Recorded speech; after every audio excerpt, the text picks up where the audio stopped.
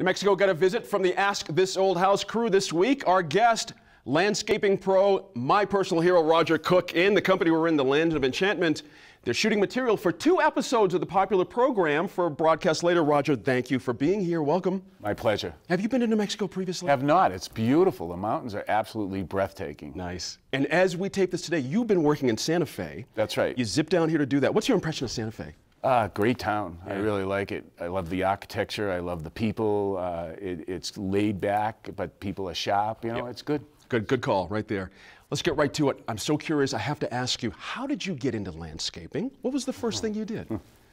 I graduated from college and I worked in the woods with the kids for the summer, and then that ended and my wife informed me, you will get a job. So I answered an ad for landscape laborers, and my first job was pruning the ivy around the windows at Harvard University. No kidding. Yes, so you go up the 40-foot ladder, you trim, pick up your trimmings, go to the next one. So I lasted 2 days, and I went into the boss and I said, listen, I want to work. I really want to work, but this isn't what I want to do. So he was a big gentleman. He said, you want to work, huh, kid? So he put me on the construction crew, and I started running machines. I started doing brick walks. I started transplanting trees. So 5 years, I had the best education at the world at a company called Frost & Higgins. And then I left and started on my own. Interesting.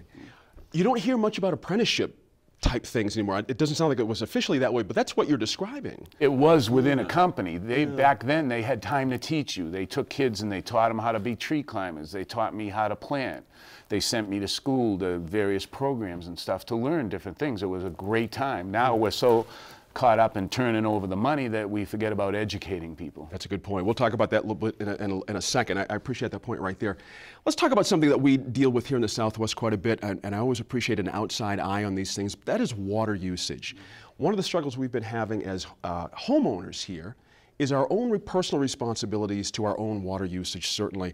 But part and parcel of that is landscaping, water usage for plants, and also replacing irrigation systems, which is part of the project you're doing here in Albuquerque as well. The first project we're doing was putting in a drip irrigation system. But what I say to people to make them think about water is every drop counts, every little bit.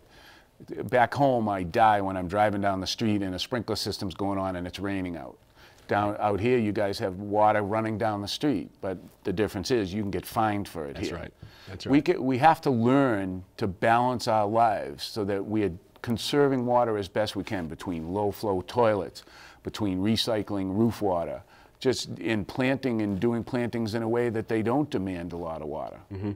The technology of these systems, let me stick with irrigation for a second, because that's the project up in the Heights that you guys are doing here. There's a lot of legacy systems out there, and it stops people from taking that next step for new technology. What can you tell folks about the fear factor of changing out an irrigation system? Is it as big as some people think it is? Is it difficult? What's the deal there? It all depends on the system and how it was put in, but the rewards are great. Even changing to these new clocks with all the clock we put in yesterday is called a smart clock. We put in the zip code, so it knows your weather cycles, it knows how much moisture you get a year, it checks temperature, and it blends all those together, and it tells the system when to water. It could be a Wednesday, and the lawn says, I need water. The clock says, no, the weatherman's telling me it's going to rain on Thursday. You're not going to get water. We're going to wait and let it rain on Thursday, and then we'll supplement it after that. So it's a great way of saving water. Can you run these things remotely? Or can you check on them? What's the access for the homeowner? It's just like a regular panel, a regular clock for an irrigation system, except they've built in all these new things. Interesting. Now, I've heard tell that there are ways to put these things together that's not like the old days. You had the can of glue that you'd run around the inside and twist them together. Oh, that's a bad joint. I got to get it out. And you've got different materials for joints and things. Has that era pretty much passed? Can a homeowner actually take these things on now? 90% of it is all going to be push-on or clamp-on poly pipe. No more of the rigid pipe. And the drip irrigation is called funny pipe because it's funny because you can bend it around anything you want. You don't need very many couplings, and when you do, you just cut, turn the coupling in, and you're done. No glue, very few clamps. It's very easy for a homeowner to work with. That's a new era right there. That's interesting. Plant use and xeriscaping obviously is a big part of that water management. There's a couple of different elements there. There's the original design, you know, where plants go where for what kind of appeal on your lawn. Right. Getting the water to it at the appropriate amount you just handled. But let's talk about xeriscaping and how it looks. A lot of folks still like the idea of a green patch of lawn, even in the Southwest. And, you know, personal tastes aside, is there a way to get something that feels green and lush and full in a desert climate using very little water for you? Native plants. The key to an area like this is using plants which grow in the desert. Right. They may not be the most beautiful of plants, but they are rugged. Right. And once you put them in and they get established, then you have spots of green in the yard that don't need excess water. I'll tell you one thing, and it's really taken a leap of faith for me to do, and that's artificial turf. I've used it in a couple places at home. We've used it in dog areas where you can't grow grass. I've used it in shady areas and in little courtyards. I did one in the north end of Boston. No way to grow grass, but they had a couple kids in a very small area. We put down astroturf, fake turf. Think about that, and I saw one on the way here. You could do a patch of green in your front yard after with the fake grass, and it would work. It would look like grass, and no one would know except you. Sure. I've got a friend that's got a little bit, about 12 by 15 in his backyard. He actually practices hitting golf balls. I was going to say, did he put a hole in it? That's right, exactly. However, to confirm your point, he has had many yard parties where people didn't even realize it was astroturf. I tell you, the new stuff, you cannot tell the way they've blended it together. It's not just one color or one strand.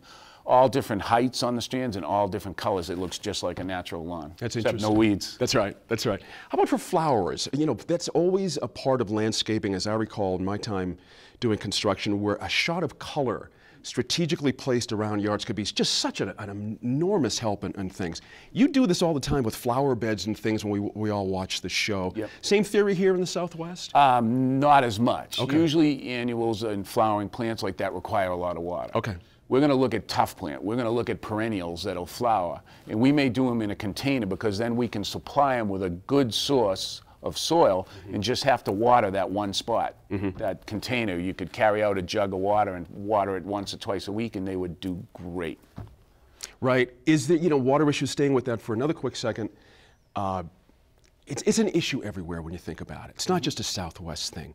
What's your sense of how other people around the country who are, by the way, battling enormous amounts of water in the Midwest, back east, southeast, trying to get rid of water is the goal as opposed, but is water management still starting to rise as a consciousness thing? Absolutely. You just have to look at, we're building more and more houses, we're building more and more commercial buildings, we're building more and more demand on the water. Right. So we're all going to have to conserve. And the best thing I do with people is I say, take advantage of free water, the water that comes off your roof. It's great. Collect it, a rain barrel, a cistern in the ground, all will supply you water that you can drop a pump in, and during the hot times of the year, you have free water. Sure. And they can't stop you from using that. That's right.